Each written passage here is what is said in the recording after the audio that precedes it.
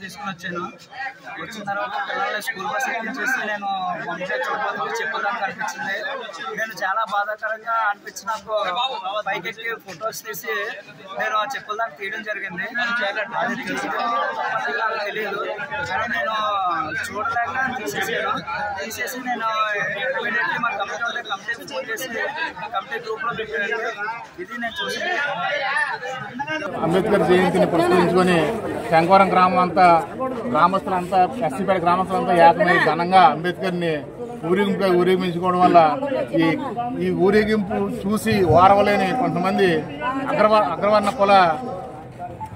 కులపు నాయకులైతేనే కురవలైతేనే ఎవరు చేశారో మాకు తెలీదు.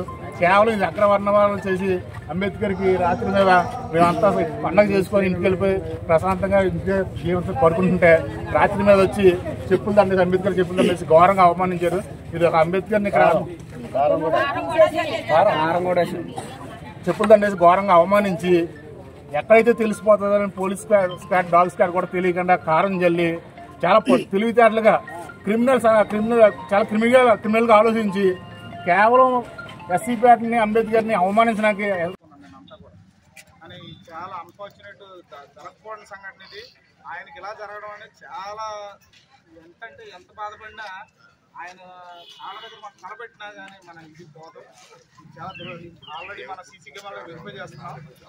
ఆల్రెడీ రాత్రి 12 to 1:50 మధ్యలో జరిగి ఉండొచ్చు. మన వాళ్ళు 1:50కి ఇక్కడ ఆల్రెడీ కుర్రాడు బండి కూడా ఐడెంటిఫై చేశారు. అంటే 1:50కి 12 గంటలకి మా పోలీసులు వారు ఇక్కడ ఉండి మళ్ళీ ఇంకో విక్రమ్ దగ్గర మండపం వెళ్ళారు.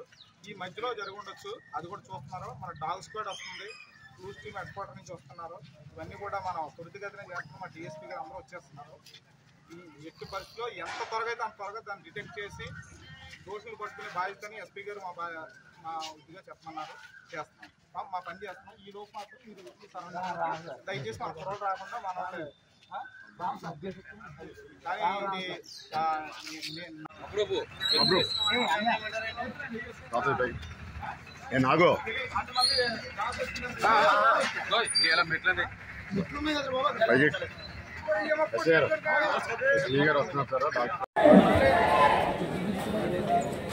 దయచేసి జోహార్ డాక్టర్ బీఆర్ అంబేద్కర్, జోహార్ డాక్టర్ బీఆర్ అంబేద్కర్.